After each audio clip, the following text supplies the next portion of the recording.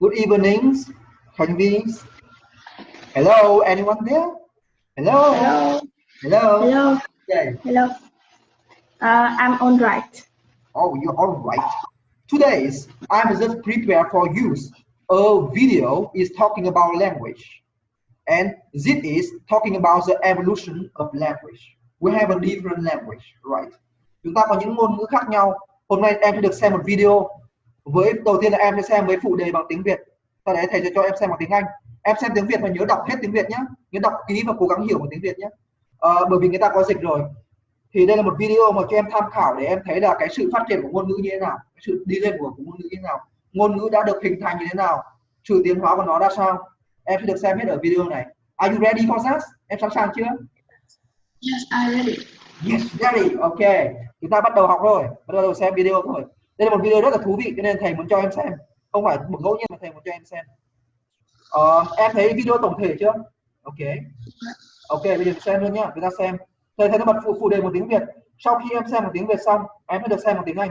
Ok. Và thầy sẽ bảo em viết những cái từ mới. Em ghi là topics, language. Em có thể ghi trước vào đấy. Hôm nay chúng ta sẽ học về language với topics. Topic về language. Chủ đề từ vựng ngày hôm nay. Topic language. Do you love music? Khánh Vy? Do you love music? Yes, I love. I do love music. Em phải nói như thế. I do love music. Yes, I do love. Có cái gì ồn đấy nhỉ? I do love music.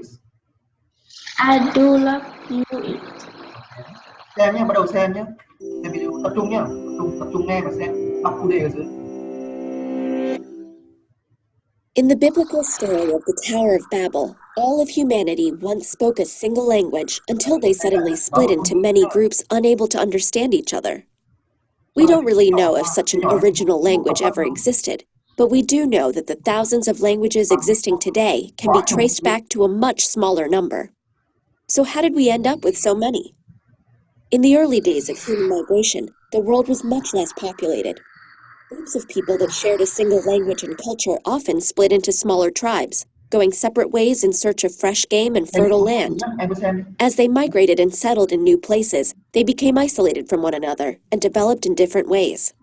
Centuries of living in different conditions, eating different food, and encountering different neighbors turned similar dialects with varied pronunciation and vocabulary into radically different languages, continuing to divide as populations grew and spread out further.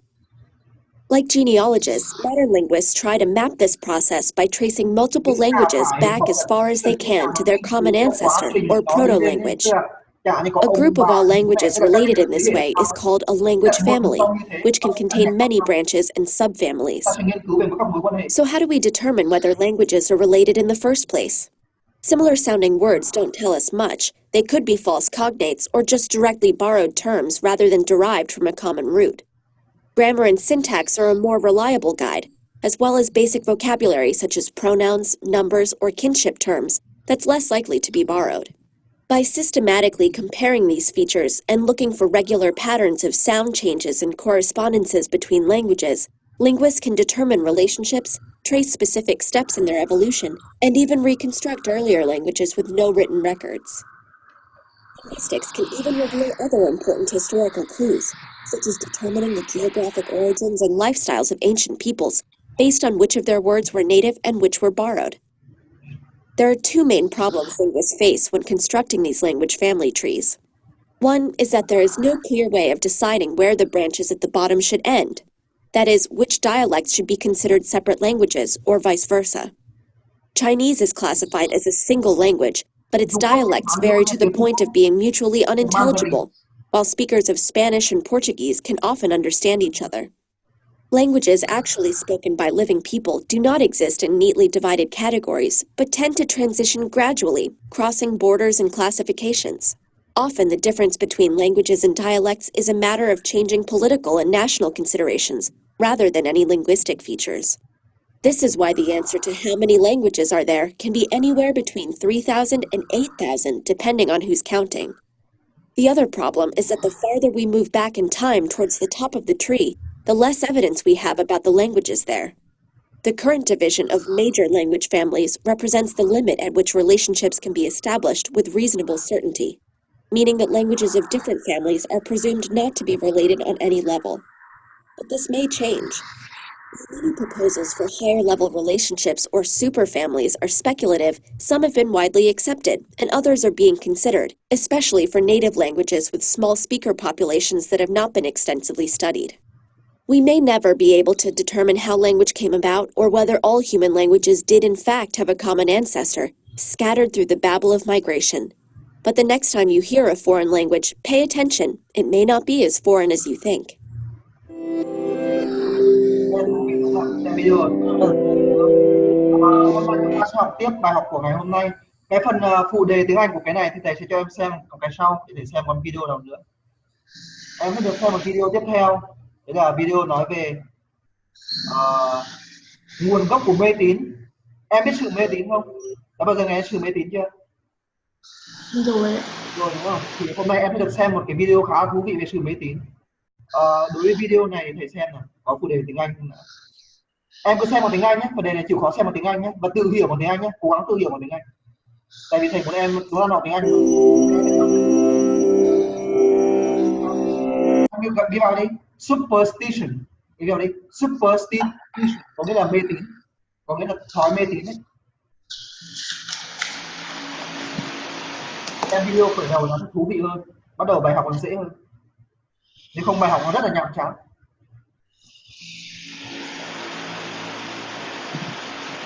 Cái video vừa rồi hay đúng không? Rất là hữu ích đúng không? Học về ngôn ngữ mà chúng ta đặc biệt là chúng ta học về tiếng Anh. Tại vì tiếng Anh là nó là một trong 1.500 ngôn ngữ ngày nay. Em tưởng tượng nó nhiều ở mức như thế nào? Có hơn 1.000 ngôn ngữ, có rất nhiều, nó phủ sóng trên toàn thế giới. Và tất nhiên là khi mà em nghe những cái tiếng nước ngoài nhá, thì chưa chắc đấy đã phải là ngoại ngữ, tức là những tiếng nước ngoài đâu, nó chưa chắc đâu. Như cái video vừa rồi đã nói đấy. Are you afraid of black cats? Are you afraid of black cats? Có nghĩa là em ghi đi, to be afraid of something, có nghĩa là sợ cái gì? Sợ cái gì đấy? Sợ hãi về cái gì đấy? To be nhé, động từ to be afraid of something. Em có thể ghi là subject cộng với to be cộng với afraid of cộng với something để cho nó dễ.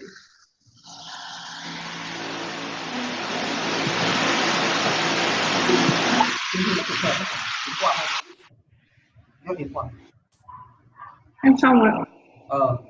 Tốt đấy, ghi nhanh như thế tốt. Mà thầy đang dạy một đứa nó có trí nhớ thần đồng, nó có thể nhớ được một cuốn sách khoa học từ này này. Rất là ghê đúng không? Trong 2-3 ngày thôi, chỉ trong 3 ngày thôi. Would you open an umbrella in yours? And how do you feel about the number 13? Whether or not you believe in it. Ở phương Tây hay là ở một số nước châu Á như Nhật Bản ấy, thì con số 13 là con số đen đủi nhất. Không biết ở Việt Nam có như thế không? Tại vì vào ngày thứ 6 ngày 13, lúc đấy là ngày Chúa bị đóng đinh. Ok. Nhưng ở Nhật Bản ấy thì con số 13 là con số mà khi những cái người chết ấy, người chết là từ những cái người lính bị thương ấy, người ta đi vào cái căn hầm số 13 và những người cứ đi vào căn hầm số 13 thì đều bị chết, không thể thoát ra nổi. Đây là đáng sợ. How did it happen that people all Và cái hiện tượng này thì nó xảy ra và nó chứng minh một điều rằng là tất cả loài người trên thế giới over the world knock on wood or avoid stepping on sidewalk cracks. Well, although they have no basis in science, và mặc dù là họ chẳng có cái kiến thức nền tảng về khoa học, nhưng mà có lẽ rất nhiều người trong người họ thì họ lại cứ có cái niềm tin vào cái tín ngưỡng ấy, tức là ý thầy là tín ngưỡng ấy, tin vào những cái mà kiểu những cái tâm linh ấy, những cái không có thật. Many of these weirdly specific beliefs and practices do have equally weird and specific origins. Because they involve supernatural causes, it's no surprise that many superstitions are based in religion. Đó là điều này, cái điều mà người ta không biết rồi, nó không hề ngạc nhiên, đấy chính là rất nhiều cái thói mê tín đấy là dựa vào vào tôn giáo. Có người đến từ đạo Phật này, có người đến từ đạo Hồi này, đấy, có người đến từ đạo Hindu. Đạo Hindu là theo kiểu đạo của mấy cái đứa mà nó theo kiểu đạo Ấn Độ ấy, đấy, theo mấy cái đứa theo bên. For example, the number 13. Chẳng hạn như là con số 13 ấy, thì nó sẽ được gắn với cuốn sách kinh thánh. Cuốn sách là gì? Kinh thánh đấy là chính là cuốn sách tên là Last Supper. Cái này thầy không dịch được, tại vì cuốn sách này nó có nhiều ý nghĩa, dịch nó khó lắm. Was associated with the biblical Last Supper, where Jesus Christ dined with his 12 disciples just before being arrested and crucified. The resulting idea that having 13 people at a table was bad luck eventually expanded into 13 being an unlucky number Cho nên in là general. em sang một đất nước ở châu Âu ấy, sang nước ngoài ấy, thì hãy tránh con số 13 ra. Làm gì cứ tránh con số 13 ra. Cứ liên quan đến 13 là tránh ra. Nó rất là đen đủi, con số 13 nó rất đen đủi. Và đúng là như thế đấy. Ở Việt Nam như thế. Now, this fear of the number 13, called triskaidekaphobia, is so common that many buildings around the world skip the. Tức là một điều rất dễ hiểu rằng đấy chính là có nhiều tòa nhà xung quanh thế giới thì nó đều xoay quanh con số, nó đều có thể cứ nhảy lên, nó kết nối ấy, tức là nó có những cái bước, có cái bậc đi lên, bậc thang đi lên đến tầng thứ 13. Nó rất, thì đấy là những cái tòa nhà không may mắn nhé. Đấy, nó không hề may mắn chút nào. The 13th floor, with the numbers going straight from 12 to 14. Of course, many people consider the story of the Last Supper to be true. Dĩ nhiên thì rất nhiều người ta nghĩ rằng cái câu chuyện của cái cuốn sách Kinh Thánh Last Supper, tức là khi mà ông Giêsu này, ông ấy mời tất cả 13 người đến tham, tất cả mọi người đến tham dự với nảy ra 13 cái ý tưởng, và 13 ý tưởng đấy là một cái xấu ở trong cái tín ngưỡng của người châu Âu. Đấy, người châu Âu cho rằng cái số 13 là một con số đen đủi và mang lại điều không may mắn. But other superstitions come from religious traditions that few people believe in or even remember. Knocking on wood is thought to come from the folklore. Người ta cứ gõ vào những cây gỗ ấy. Knocking on có nghĩa là gõ vào, em ghi vào đi. Knocking on something có nghĩa là gõ vào cái gì đấy.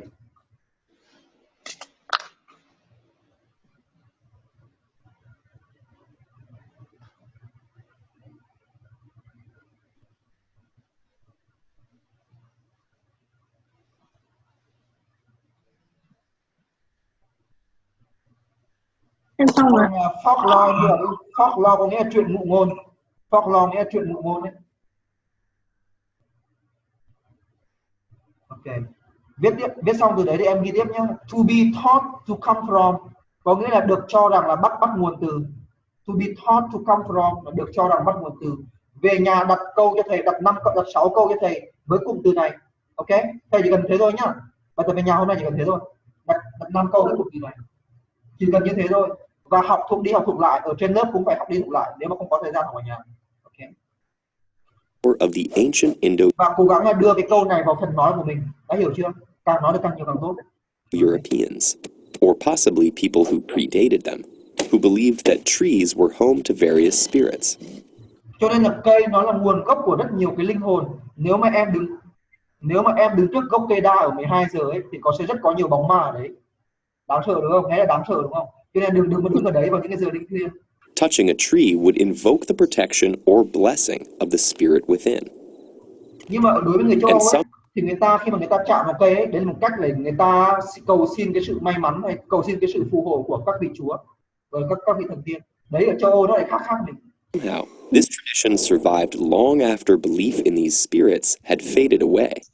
Many superstitions common today in countries from Russia to Ireland.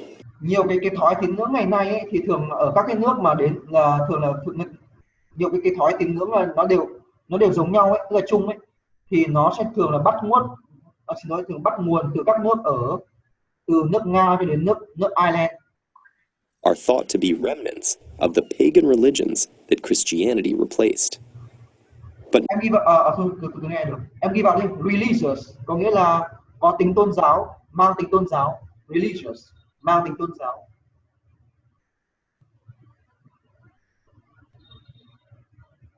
Em có theo đạo gì không?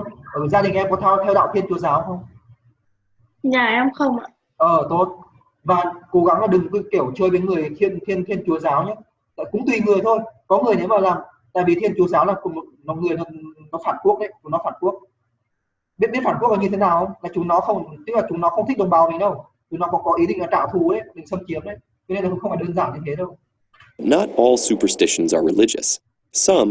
Trên thực tế ấy, thì em thấy các hiện tượng như là cái cô đồng bà đồng ở Việt Nam đúng không? Hiện tượng mà người ta chẳng hạn như là người thân người ta đã chết, người ta nhập vào cô đấy. Đấy là hiện tượng có thật. Nó không phải đùa nhé, nó là hiện tượng có thật đấy. are just based on unfortunate coincidences and associations. For example, chính bạn của thầy nhé đã từng bị vong linh, tức là bị ma ấy, bị ma theo từ hồi nhỏ. Nhưng mà cái vị sư ấy, vị sư bảo rằng là không được thông báo cho bạn ấy, tại vì thông báo là sẽ có nhiều chuyện xảy ra, nhiều chuyện không may mắn xảy ra. Cho nên là cái vong, nếu mà em bị vong linh theo là em nên đi giải phép, bảo với mẹ đi giải phép, tại vì như thế nó tốt mà. many Italians Và nhớ nhá, không được đùa cái gì, không được đùa với tâm linh nhá, không được xúc phạm tâm linh nhá. Cái đây là chết đấy, cái đấy là nguy hiểm đấy, đừng động vào. fear the number 17 because the Roman Người gì nhỉ? Rất nhiều người Ý người ta là sợ con số 17 cơ. Người Ý này người ta sợ con số 17 hay là con số 13. Bởi vì là từ cái thời mà người Roma lại đối với con số 17 ấy, thì nó có thể được sắp xếp với cái chữ là BC. numeral XVII can be rearranged to form the word vixi, meaning my life had ended. Có nghĩa là cái chữ BC này có nghĩa là cuộc đời của chúng ta chấm dứt rồi, có nghĩa là chúng ta chết rồi. Đối với người tín ngưỡng nhé, cái này tín ngưỡng, tức là niềm tin của họ. Similarly, the word for the number 4 sounds almost identical to the word for. Thực ra là cái ý nghĩa của con số 4 ấy thì nó gần như là nó gần như là giống với cái số mà dành cho là chết đi, tức là con số 4 là chúng ta phải tránh nha, số 4, số 13, số 17, đấy, tránh ra những số đấy ra. Death in Cantonese, as well as languages Kể cả bạn, chẳng hạn như bạn em mà đưa cho em 4 cái kẹo ấy, thì em bảo em chỉ lấy 3 cái kẹo thôi, đấy, hiểu chưa? 3 cái thôi. Japanese and Korean that have borrowed Chinese numerals.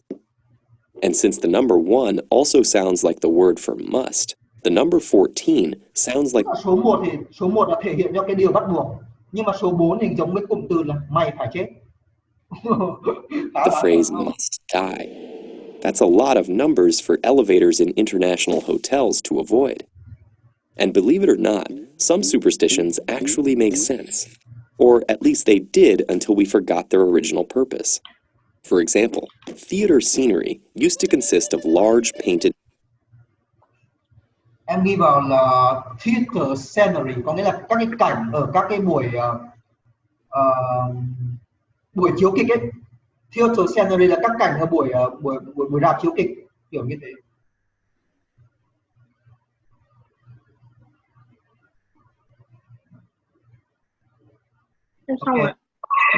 Okay, em về. Okay. Backdrops, raised and lowered by stagehands who would whistle to signal each other. Absent-minded whistles from other people could cause an accident. But the taboo against whistling backstage still exists today, long after the stagehands started using radio headsets. Along the same lines, lighting 3 cigarettes from the same match really could cause bad luck if you were a soldier in a foxhole, where keeping a match lit too long could draw attention from an enemy sniper. Most smokers no longer have to worry about snipers, but the superstition lives on. So why do people cling to these bits of forgotten religions, coincidences, and outdated advice? Aren't they being totally irrational? Well, yes, but for many people, superstitions are based more on cultural habit than conscious belief. After all, no one is born knowing to avoid walking under ladders or whistling indoors. But if you grow up being told by your family to avoid these things, chances are they'll make you uncomfortable, even after you logically understand. Nếu mà dường như là em không hiểu được như kiểu là em không hiểu được bất cứ cái chuyện xấu gì xảy ra một cách logic, chẳng hạn sau khi đấy, that nothing bad will là họ đang giải thích cái trước, họ đang giải thích. And since doing something like knocking on wood doesn't require much effort. Thực ra là bởi vì là khi mà em làm một cái công việc gì đấy, như là em gõ tay vào một cái cây gỗ chẳng hạn, thì nó không yêu cầu nhiều nỗ lực. Em ghi vào đi, requires much effort, có nghĩa là yêu cầu nhiều nỗ lực. Require much effort, cái nói từ đấy là effort.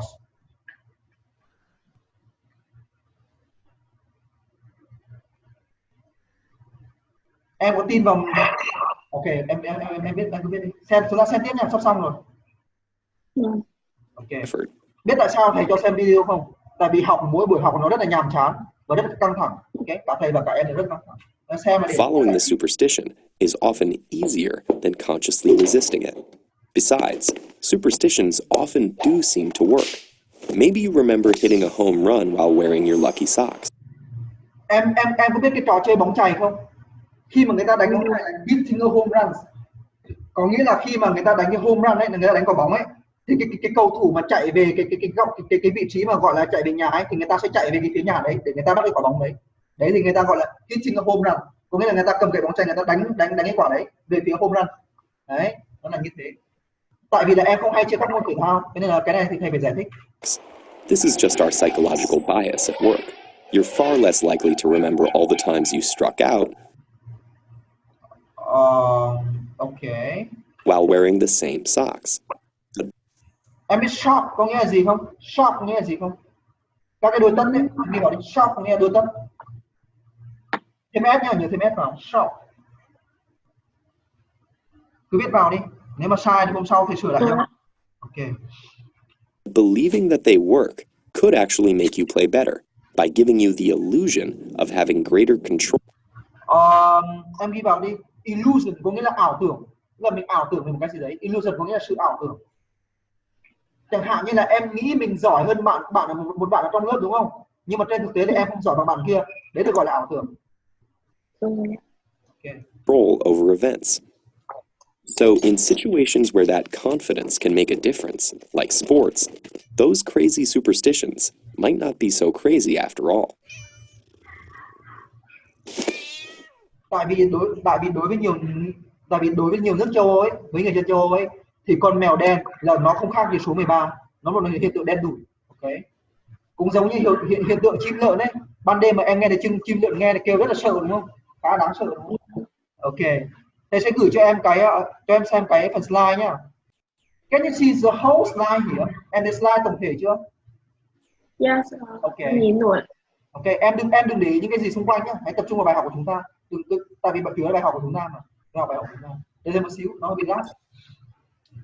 Alright. Welcome to PANTADO class today. The English Center for Everyone. Hôm nay chúng ta học bài mới. Em ghi chủ đề lớn vào của mình đi. Unit 3, People of Vietnam.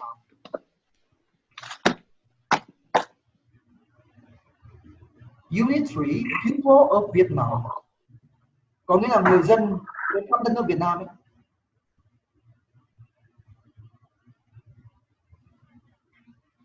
Thầy bảo này, buổi hôm sau chúng ta sẽ học phần nói về chủ đề Life in Canisa nhá.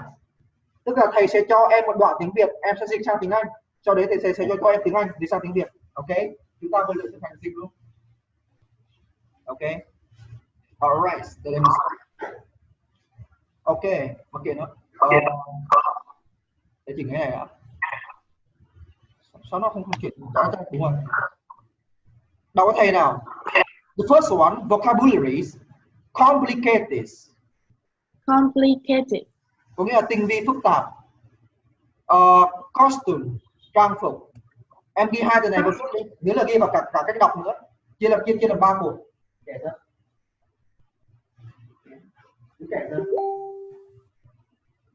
Hôm nay slide rất là đẹp đúng không? Hôm nay slide trình bày rất là đẹp đúng không?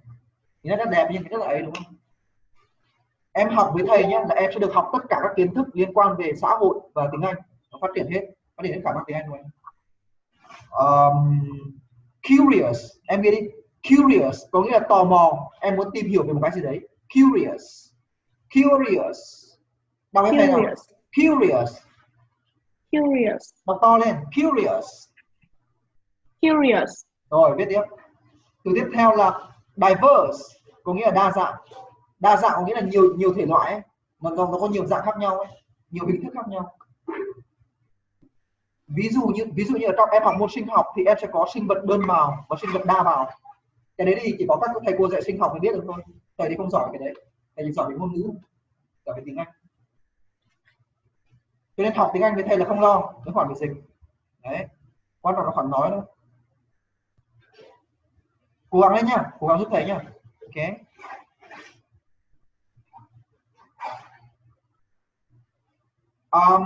Thầy bảo một chút này, cái ký hiệu mà cái chữ O ấy, ở đây cái chữ S này, thì cái ký hiệu chữ O này ở trong cách đọc phiên âm có nghĩa là đọc là chữ thở. Đấy, hiểu chưa? Cho nên chữ này chúng ta sẽ đọc là Anthony. Để thầy một xíu có người gọi thầy. Để một xíu này có người gọi thầy.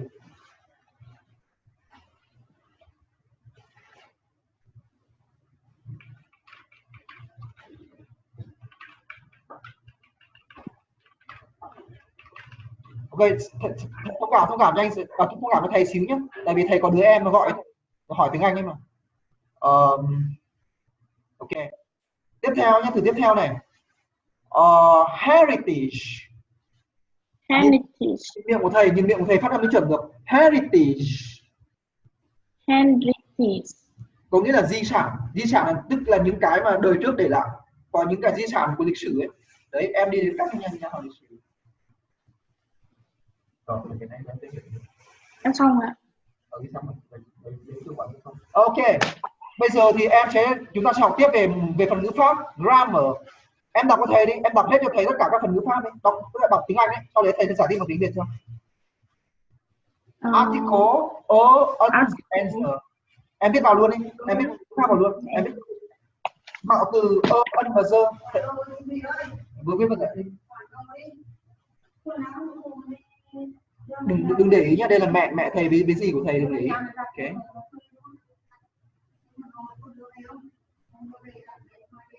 Hôm nay chúng ta sẽ học chậm và chắc một tí nhé, cố gắng học chậm và chắc một tí, tại vì hôm nay chúng ta học rất là nhiều rồi. Em xong okay. Rồi.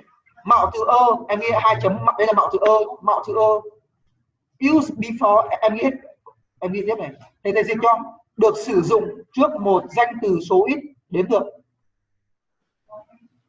Được sử dụng trước danh từ số ít, danh từ số ít đếm được.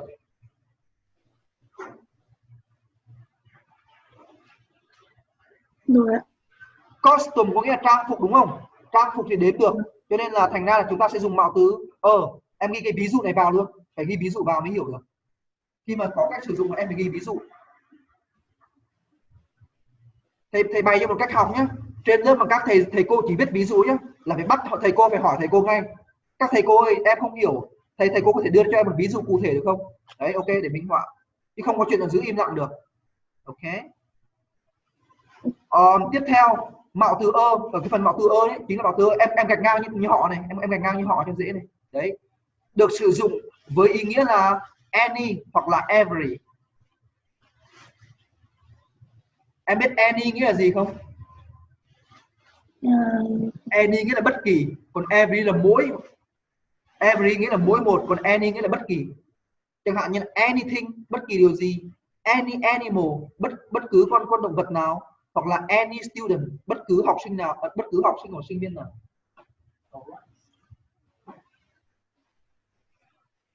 Tiếp theo em viết cả ví dụ này vào đi. A lion lives in the jungles.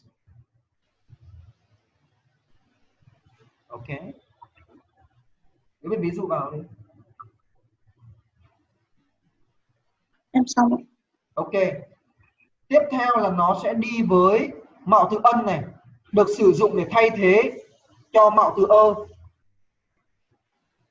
trước khi một danh trước khi chúng ta thấy có một danh từ bắt đầu. Ok.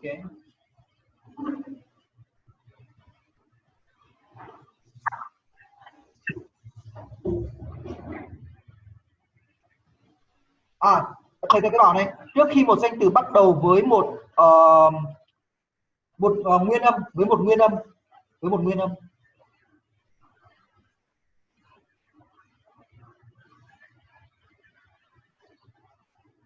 Rồi ạ. Em viết ví dụ này vào luôn. Ví dụ ở dưới vào luôn.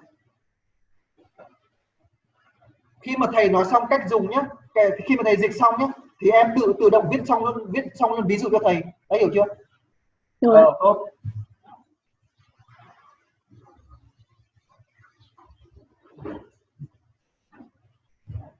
Em xong rồi ạ. Em ghi đi. Exhibition có nghĩa là buổi triển lãm hoặc là sự triển lãm. Đấy, từ vựng chúng ta cần phải học đấy, từ vựng. Còn jungle, em biết jungle nghĩa là gì không? Jungle có nghĩa là khu rừng rậm. Jungle nghĩa là khu rừng rậm.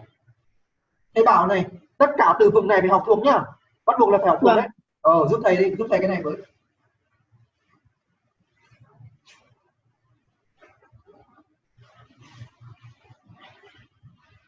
Tiếp theo là cái cuối cùng này, em có thể ghi là số 3, mạo từ giờ.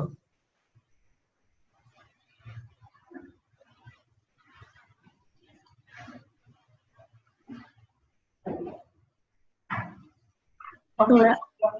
mạo từ giờ được sử dụng trước một danh từ mà nó sẵn đã được đề cập ở trước đấy.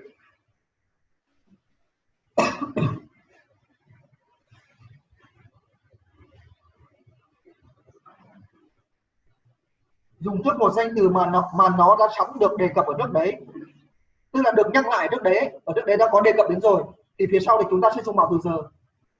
Hay là dễ dàng được, hay là được hiểu một cách dễ dàng. Okay.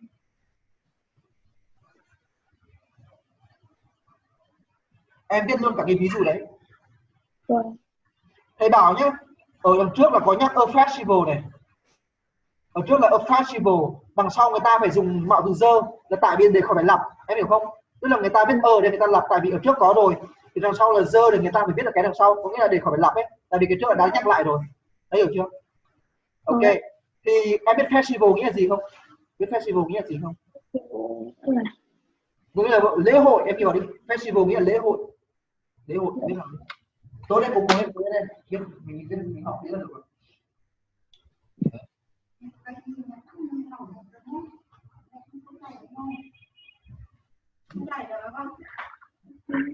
Không cứ để cả một thôi nữa, từ từ chảy từ tại vì được, tại vì nó hẳn chảy chậm, tại vì từ kéo đi đấy, cầm không sao, kéo đấy. Đấy có không kéo luôn thì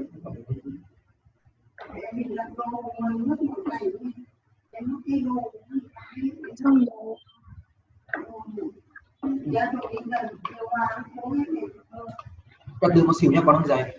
Tiếp theo em biết ví dụ này vào chưa? Rồi ạ. Tiếp theo nhé, mạo từ giờ được sử dụng để ám chỉ đến một danh từ mà nó chỉ là duy nhất, thôi, tức là nó chỉ có một nguồn mà thôi, mà nó chỉ là duy nhất, nó được ám chỉ đến một danh từ được xem như là duy nhất.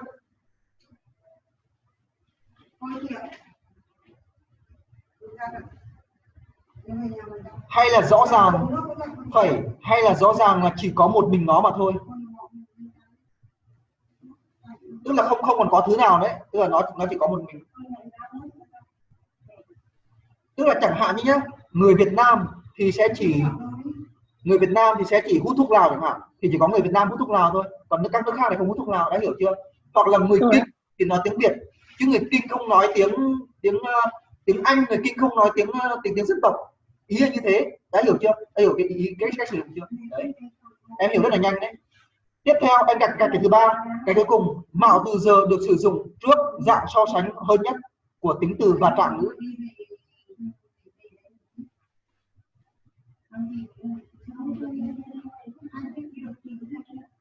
Thì nó mới có khoảng em đừng để ý nhá, đây là mẹ thầy rồi, không có vấn đề gì hết. Em ghi cả cái ví dụ của cái người Kinh này, The King có nghĩa là người Kinh nhá, không phải là người Kinh là The King là vị vua đâu, The King ở đây là dân tộc Kinh đấy. The King. Okay.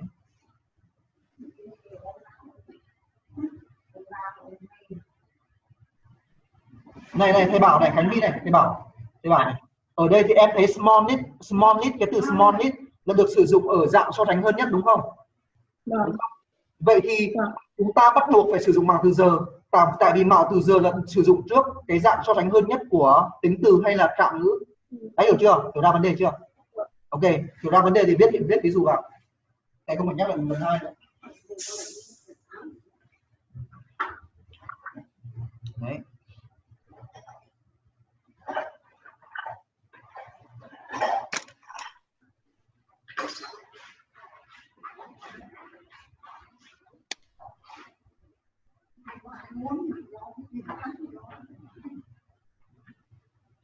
Em xong rồi ạ. Em xong rồi đúng không?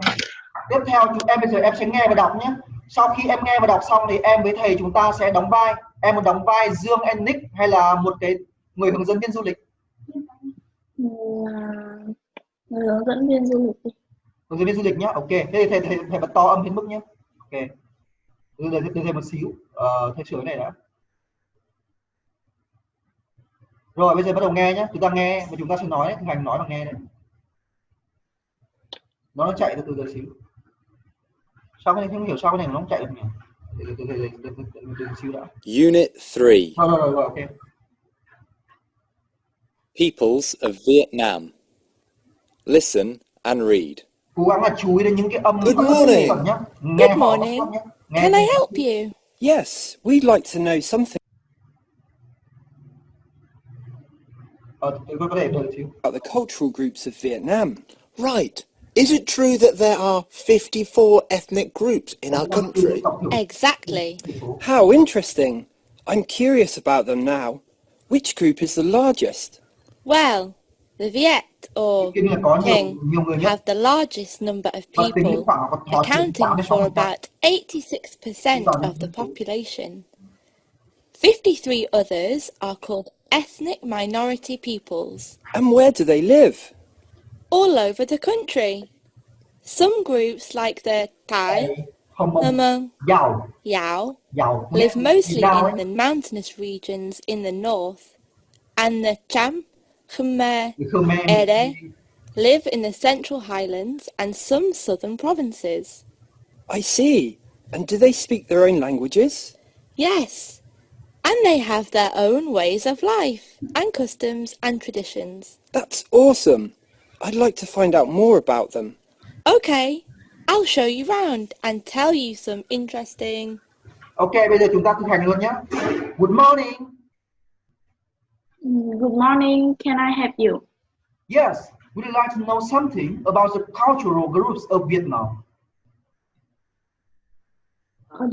Right. Ok, đến lượt thầy. Right. Is it true that there are 54 ethnic groups in our countries? Exactly. How interesting. I'm curious about them now. Which groups is the largest? Well, the Viet have or King have the largest, Không phải the largest mà là the largest. The largest. the largest, the Number largest number of people. accounting for, em ghi đi, accounting for có nghĩa là cộng với con số phần trăm, có nghĩa là chiếm khoảng bao nhiêu phần trăm đấy. Account for.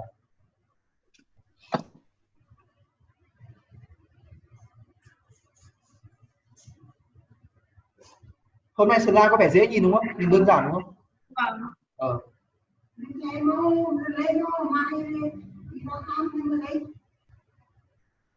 Sao biết xong mới đọc tiếp nhé, biết xong tự động đọc tiếp. Ok, đọc tiếp đi. Accounting for. Accounting for about 86%. Percent nghĩa là phần trăm. Percent. 86% Of the population. Có biết population có nghĩa gì không? ô nhiễm ạ. Sai rồi.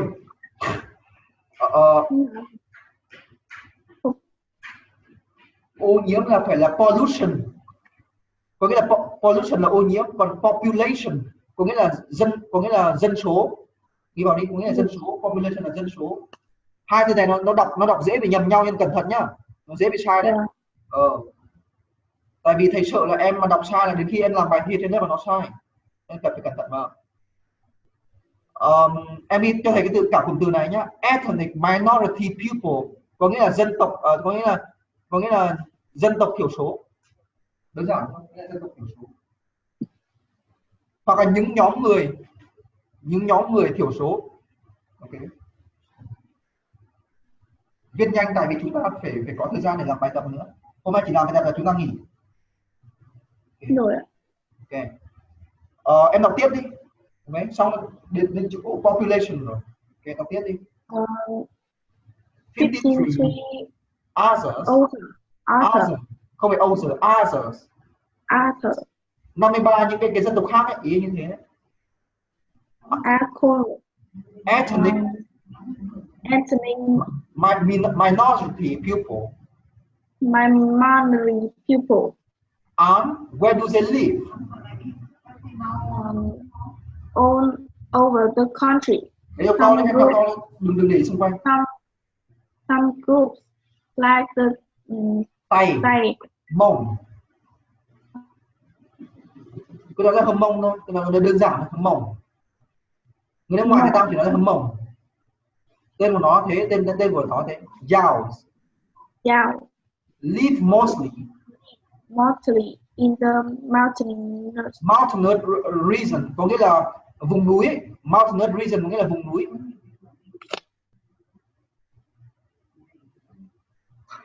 Đấy, có nghĩa là vùng núi. xong rồi. Xong rồi. Em đọc tiếp đi, đọc tiếp đi. Nhìn cái từ đọc là gì? Từ nào? Từ này ấy hả? Em có đọc cái tiếng Việt được nhưng mà em đọc là y đi. Easy. Live in the Central Highland. Em ghi vào đi. Central Highland có nghĩa là kiểu cao nguyên ấy. Hình như thế sao ấy, cao nguyên đúng không? Hình như cao nguyên. Thầy cũng không nhớ lắm nhưng mà cao nguyên đúng không?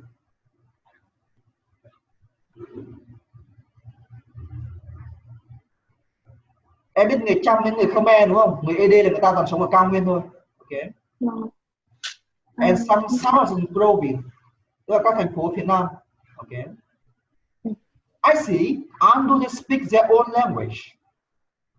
Yes, and they have their own Their own, ways. không phải old đâu, old là già đấy, old là cú ký đấy, sai đấy. Their own Their own ways ways of life of life and custom and custom and tradition.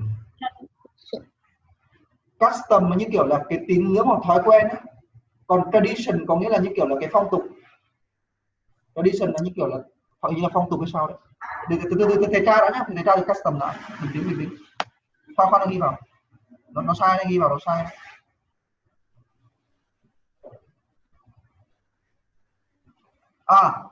Xin lỗi. Custom có nghĩa là phong tục hoặc là tục lệ. Custom có nghĩa là phong tục hoặc tục lệ. Tức là ở Việt Nam là có tục lệ là thường hay thờ cúng tổ tiên đúng không? Đấy là một tục lệ. Ví dụ như thế. rồi ạ. Còn tradition.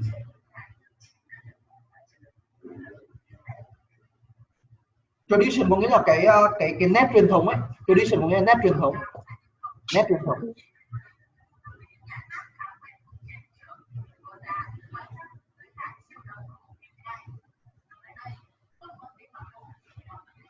Rồi ạ. Không ạ. Ok. Em ghi vào nhá. That's awesome có nghĩa là thật là tuyệt vời quá đi. Awesome nghĩa là kiểu ngạc nhiên đấy. Thật là tuyệt vời quá đi. Đấy. That's awesome. Thật là tuyệt vời quá đi này, hoặc là đã quá đi, là kiểu là cảm giác rất là tuyệt vời ấy. Đã quá đi. Đấy, thật là tuyệt vời quá đi.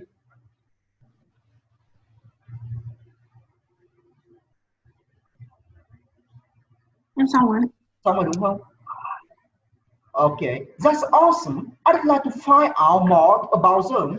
Em nghĩ đấy, find out more about something có nghĩa là tìm hiểu kỹ hơn về cái gì đấy. Find out more about something, tìm hiểu kỹ hơn về cái gì đấy. Hoặc tìm hiểu kỹ hoặc tìm hiểu sâu, tìm hiểu kỹ hoặc tìm hiểu sâu về cái gì đấy. Tại vì find out, cái cụm từ find out nghĩa là tìm hiểu mà hoặc là tìm ra mà.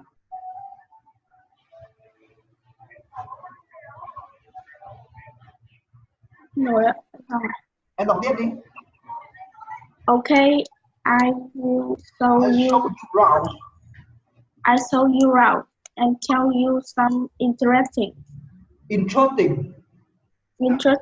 Hôm sau từ này em có đọc là interesting cho thầy, ok? Kiểu gì cũng đúng. Tại vì là em đọc là interesting, các bạn ở ngoài không hiểu dần đến cái sự mâu thuẫn đấy, mâu thuẫn bất đồng về ngôn ngữ đấy. Thế nên chúng ta đừng có nói như thế. Sau em ghi vào đi, em về em tra về cụm từ này, show somebody around, em tra nghĩa của cụm từ đấy nghĩa là gì? Đấy, về tra lên Google với thầy.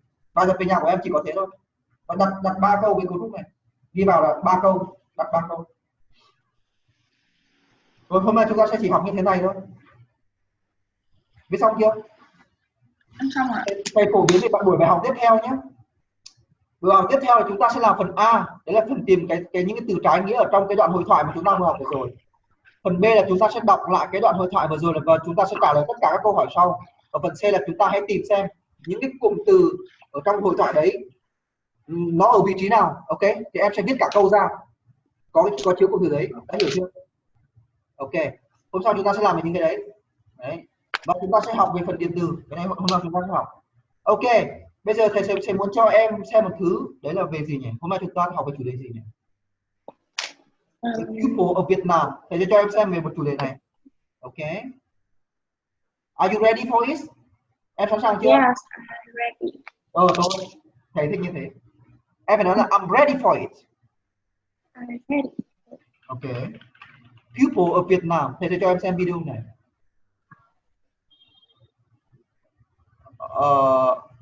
Để thầy một xíu.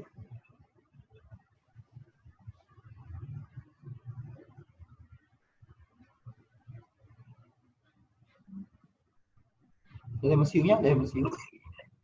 Để xem mà thầy chưa thấy có. People of Vietnam. Cái này không được, cái này không thể xem được.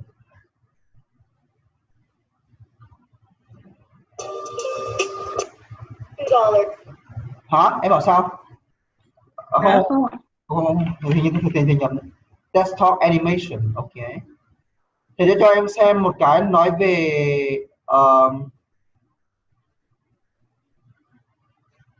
cái gì được xem là ở đây để thầy chia sẻ nhé, chia sẻ cái này cho thế nào là vô hình ấy, để cho em xem thế nào là vô hình. Cái này nó có phụ đề tiếng Việt rồi nên em xem là em không phải lo không hiểu. Ok, xem xong video này chúng ta nghỉ nhé, học xong một buổi ngày hôm nay rồi.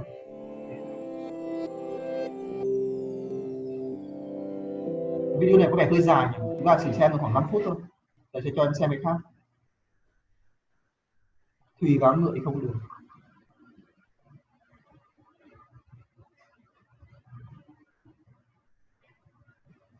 Cho em xem cái này đi, vật chất tối. Thử xem. Xem cái này đi.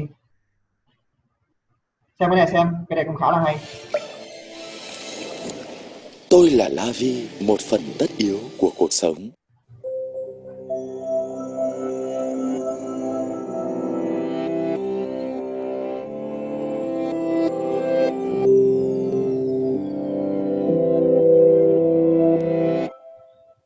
The ancient Greeks had a great idea. The universe is simple. In their minds, all you needed to make it were 4 elements: earth, air, fire, and water. As theories go, it's a beautiful one. It has simplicity and elegance. It says that by combining the 4 basic elements in different ways, you can produce all the wonderful diversity of the universe. Earth and fire, for example, give you things that are dry. Air and water, things that are wet. But as theories go, it had a problem. It didn't predict anything that could be measured. And measurement is the basis of experimental science. Worse still, the theory was wrong. But the Greeks were great scientists of the mind. In the 5th century BC, Leucippus of Miletus came up with one of the most enduring scientific ideas ever. Everything we see is made up of tiny, indivisible bits of stuff called atoms. This theory is simple and elegant, and it has the advantage over the earth, air, fire, and water theory of being right. Centuries of scientific thought and experimentation have established that the real elements, things like hydrogen, carbon, and iron, can be broken down into atoms. Trên lớp em có thích học môn hóa học không? Đã học hóa học chưa? Em học rồi. Môn này nó khá là nhàm chán đúng không? Nếu mà so với những người học vật rất là nhàm chán. In Leucippus's theory, the atom is the smallest indivisible bit of stuff that's still recognizable as hydrogen, carbon, or iron. The only thing wrong with Leucippus's idea is that atoms are, in fact, divisible. Furthermore, his atoms idea turns out to explain just a small part of what the universe is made of. What appears to be the ordinary stuff of the universe is in fact quite rare. Leucippus's atoms, and the things they're made of, actually make up only about 5% of what we know to be there. Physicists know the rest of the universe, 95% of it, as the dark universe, made of dark matter and dark energy. How do we know this? Well, we know because we look at things and we see them. That might seem rather simplistic, but it's actually quite profound. All the stuff that's made of atoms is visible. Light bounces off it and we can see it. When we look out into space, we see stars and galaxies. Some of them, like the one we live in, with beautiful spiral shapes spinning gracefully through space. When scientists first measured the motion of groups of galaxies in the 1930s and weighed the amount of matter they contained, they were in for a surprise. They found that there's not enough visible stuff in those groups to hold them together. Later measurements of individual galaxies confirmed this puzzling result. There's simply not enough visible stuff in galaxies to provide enough gravity to hold them together. From what we can see, they ought to fly apart, but they don't. So there must be stuff there that we can't see. We call that stuff dark matter. The best evidence for dark matter today comes from measurements of something called the cosmic microwave background, the afterglow of the Big Bang, but that's another story. All of the evidence we have says that dark matter is there and accounts for much of the stuff in those beautiful spiral galaxies that fill the heavens. So where does that leave us? We've long known that the heavens do not revolve around us, and that we're residents of a fairly ordinary planet orbiting a fairly ordinary star in a spiral arm of a fairly ordinary galaxy. The discovery of dark matter took us one step further away from the center of things. Xem cái này nó có nhiều thuật ngữ về vật lý ấy. Xem em chỉ xem mà để giải trí thôi, không cần phải hiểu nhé. Xem không cần phải hiểu nhé. Chủ yếu là em nghe cái âm tiếng Anh ấy. It told us that the stuff we're made of is only a small fraction of what makes up the universe.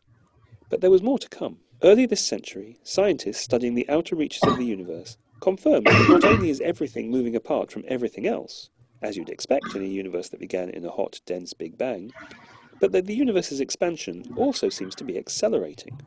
What's that about? Either there's some kind of energy pushing this acceleration, just like you provide energy to accelerate a car, or gravity does not behave exactly as we think. Most scientists think it's the former, that there's some kind of energy driving the acceleration, and they've called it dark energy. Today's best measurements allow us to work out just how much of the universe is dark. It looks as if dark energy makes up about 68% of the universe, and dark matter about 27%, leaving just 5% for us, and everything else we can actually see. So what's the dark stuff made of? We don't know, but there's one theory called supersymmetry that could explain some of it. Supersymmetry, or SUSY for short, predicts a whole range of new particles, some of which could make up the dark matter. If we found evidence for SUSY, we could go from understanding 5% of our universe, the things we can actually see, to around a third. Not bad for a day's work. Dark energy will probably be harder to understand, but there are some speculative theories out there that might point the way. Among them are theories that go back to that first great idea of the ancient Greeks, the idea that we began with. Ok, chúng ta sẽ chỉ xem như thế này thôi. Ok, buổi học hôm nay chúng ta sẽ chỉ học đến đây thôi, và chúng ta sẽ học vào thứ mấy đấy nhỉ? Thứ năm đúng không? Thứ năm tiếp theo đúng không? Vào lúc giờ này đúng không? Thứ năm và thứ sáu nữa, vẫn vào lúc giờ này. Ok, cảm ơn em đã tham dự bài tập ngày hôm nay. Thầy bảo này, về học hết các cái cụm từ đấy và đặt câu những cụm từ và từ vựng đấy. Ok, ok. Bye bye em, chúc em có một buổi tối ngủ ngon. Have a beautiful night. Good night and see you soon. Good night. Good night.